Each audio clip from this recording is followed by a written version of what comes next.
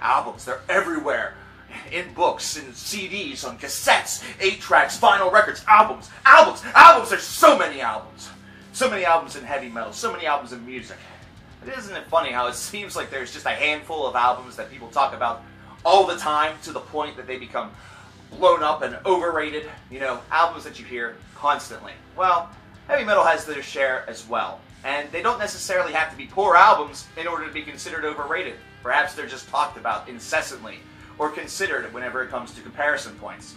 Well, I think it's time for us to talk about some of these albums. It's odd to see that the same thing that makes an album overrated isn't really the same thing that makes a band overrated. So let's explore some of these albums today. Here are 10 of the most overrated heavy metal albums of all time. And note that word heavy metal, which means that Nirvana's Nevermind will not be on this list. So let's start it off with number 10 with Deafheaven's Sunbather. Now, this is the most recent entry on this list and also was number 1 in the 10 Future Heavy Metal Classics video that were released this decade. How does that work? Well, if you remember that video, we talked about the hype machine that really surrounded this album after its release. Fans of this band were clamoring over Sunbather's brilliance, and then were showing it to other fans. The other fans then clamored about its brilliance. This is an album, honestly, though, that if you're presenting it to a brand new metal fan, you may not be able to get into it very easily. It's not exactly representative of what the whole of metal is all about, and actually represents more of a fringe line appeal that has a smaller fan base. And it is a fantastic release, but newer fans may not be able to see that based around their inexperience in the overall heavy metal market. They might not understand exactly why it was seen as kind of a real transition point for what post-metal, or whatever you want to call it, has the capability of doing. So based around that, this is an album that really would be a lot of talk that may not be something that's backed up by so many people. And considering its recent release, as well as kind of a weak reason for it being here, that's why it's so low on the list. Number 9, we have Opeth with Blackwater Park, an album that's essentially Still Life Part 2, which means it's awesome, but awesome light. So, Coors and Coors Light, awesome and awesome light. There you go. Still Life is one of my favorite albums of all time, and Blackwater Park is right up there as well. Really, Opeth is just a phenomenal group that's able to do tremendous, tremendous things. But for many, this was their real, catapult point into this band, and is seen as one of their 2 biggest albums, along with Ghost Reveries. And really, it's something where you wonder at times whether or not these fans, these sort of, waywards, listen to anything outside of Blackwater Park or Ghost Reveries. But then I remember the shitstorm that was caused because of Heritage and Pale Communion and realized, okay, they're actual fans. This is an album, though, that really just only made some minor alterations to Still Life's formula and was able to create a brand new beast that is seen and heralded as one of the best extreme metal albums of the post-2000s, which is definitely something that I agree with, but it's also an album that gets a lot more attention and love than perhaps it maybe deserves. Definitely check out Still Life. What a brilliant album that is. Number 8, we have Wintersun with Time Number 1. And this is one that is probably with the stupidest reason attached to it, but it's one that I see literally everywhere. This band is overrated considering they've been promising Time 2 forever, and it's taken so long. Time 1 took forever, so what the fuck. So Time was an endeavor. This was definitely an endeavor of an album for us to get. It took a number of years. There were many roadblocks that were in the way, and it was originally slated as a double album, and still to this day really is stated to be as such. However, it took so long for this album to come out that whenever it did drop, it almost seemed like it was destined to fail based on the fact that there was so much hype that was surrounding it. Once again, this is an album that fell victim to the hype train. It fell victim to the fact that everybody was so stoked based off the success of their self-titled debut that Time was going to have to ascend a very high mountain in order to really fulfill those expectations. And for the record, it for the most part was able to succeed in that. However, now seeing Time 2 going on that same train of a long-winded process in order to get released after various promises were made based off of when it would be coming out, Time 1 all of a sudden has taken on this overrated overtone based off of the fact that it was seen as too big to fail, and now that it's released, it is too big to fail because Time 2 is taking a shitload of time. Time. Number 7, we have In Flames with Soundtrack to Your Escape. This was a huge catapult point for the band, and if you wonder what that phrase means, this is when a lot of people jump onto the fold at once. Soundtrack to Your Escape was an album that sold over 100,000 copies, if you can believe that, and debuted very highly on, Billboard charts or just charts in general all across the world. It was really seen as a major point where people jumped onto the In Flames bandwagon. However, like the previous album that came out, Reroute to Remain, it just really wasn't all of that good. For many traditional fans, this was seen as further departure from their core sound that was exhibited on albums such as The Jester Race, or even as recently as albums such as Clayman. So with this being said, it was almost seen by some true fans as a sellout moment for In Flames. You know, that evil S word that seems to get thrown around every so often.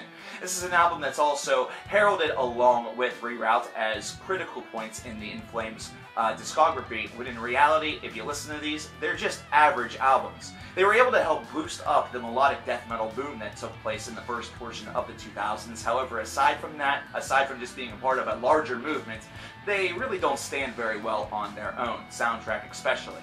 And we've seen where In Flames have kind of gone ever since then, and the rest is really, literally, history.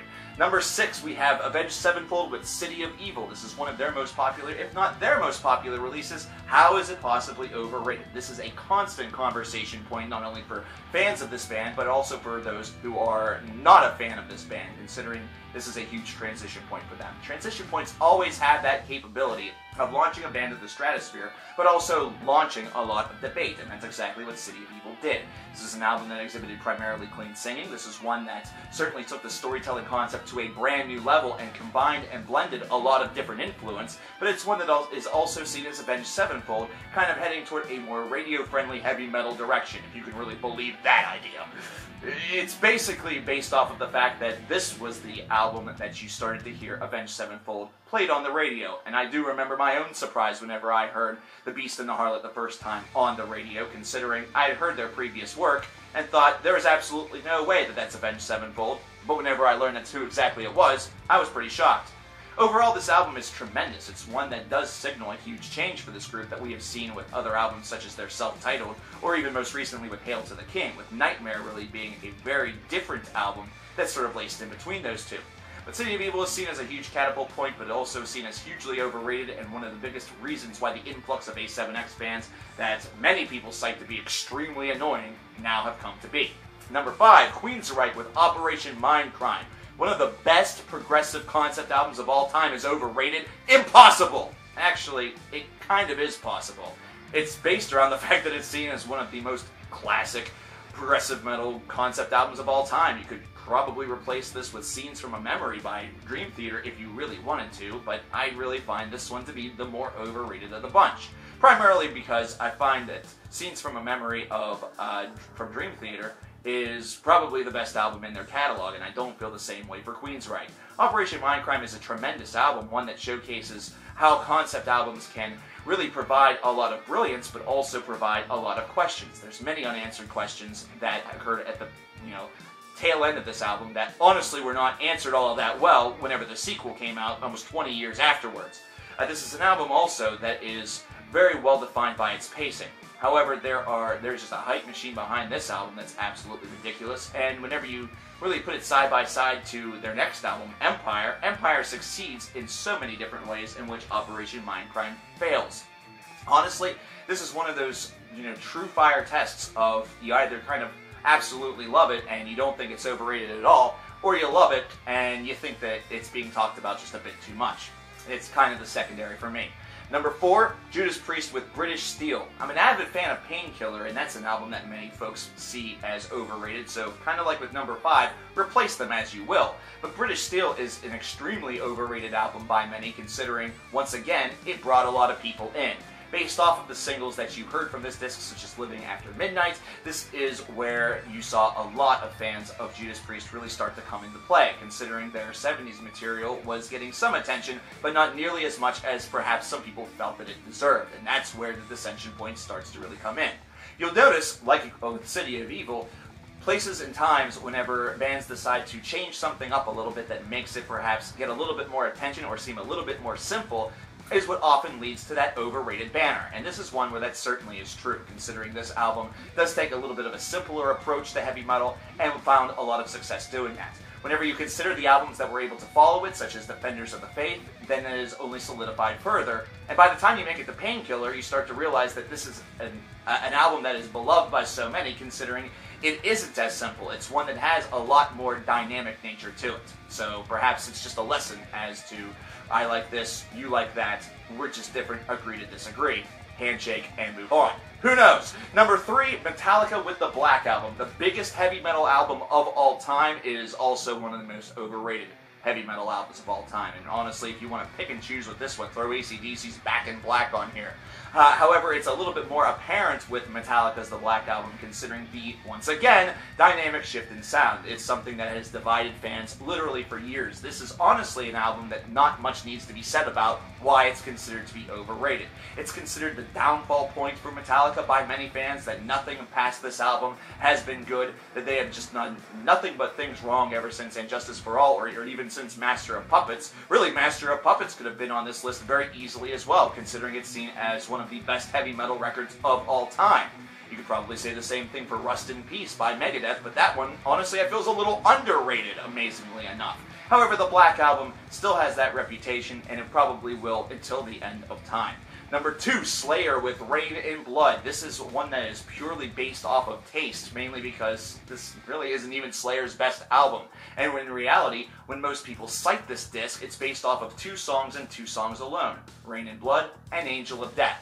Now, how can an album be one of the best of all time based around 2 songs? And the reality is that it's not. It's based off of the frantic pace, the absolute absurdity of some of the guitars that you get in here.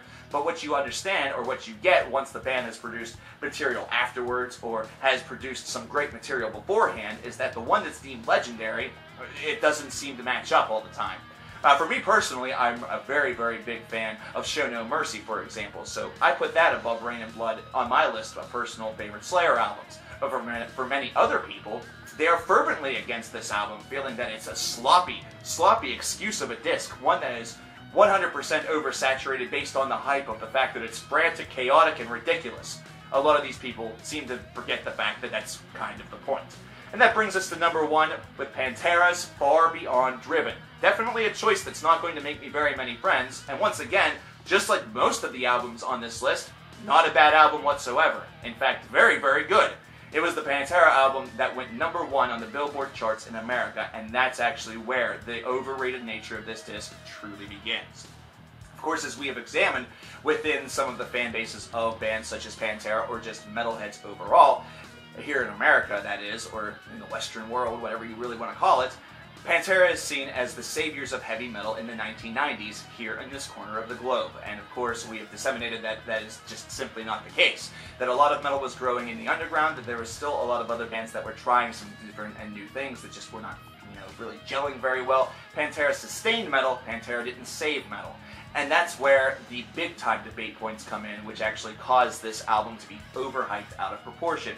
Whenever it comes to Pantera's discography, it's not even their best album. Cowboys from Hell and Vulgar Display of Power both display real marks of consistency while also evolving the sound in the process. While Far Beyond Driven was able to accomplish this very same feat, it was one that was done with more minute traces of real evolution. The one thing that Far Beyond Driven has going for it are some legendary guitar licks, ones that you will remember forever. Tracks such as I'm Broken or 5 Minutes Alone are constantly going to be remembered. However, you have to remember also that the band was able to produce really, really massive favorites or hits, such as Walk, such as Hollow, or such as This Love, on the 2 previous releases. Pantera is always going to be a band that causes fierce debate points, whether or not people love them or hate them, but Far Beyond Driven is an album that's given far too much attention for the simple fact that it went number 1 on the Billboard charts. While this is a tremendous accomplishment and something that should certainly give metalheads a sense of good feeling, the fact that metal albums have in fact gone number 1, and it's happened even more ever since, it's not a reason alone just to fall in love with an album, or to consider it to be one of the best of all time. It's instead one where you have to sort of take a look at the band's discography, realize that it's kind of middle of the list, but perhaps in the top third. But aside from that, it is just an okay album that's not deserving of all of the excessive hype and praise that it does receive. There's our list. 10 overrated heavy metal albums, 10 of the most overrated heavy metal albums of all time. Do you agree with this list? Are there others that you would replace some of these with? Let me know in the comments below. My name is coverkillernation, and I hope that you'll join us here in a couple days on April the 21st. For 24 hours of Cover Killer Nation, we're going to have 24 straight hours of videos being posted. There will be 2 massive streams and other fun to be had. I hope that you'll join us. It starts April the 21st at 2 p.m. Eastern Time. For those of you seeing this after that date, it was a lot of fun. Sorry that you missed it. If you would, and if you still enjoyed what you saw here, please hit the subscribe button. I'll talk to each and every one of you guys next time. Take care.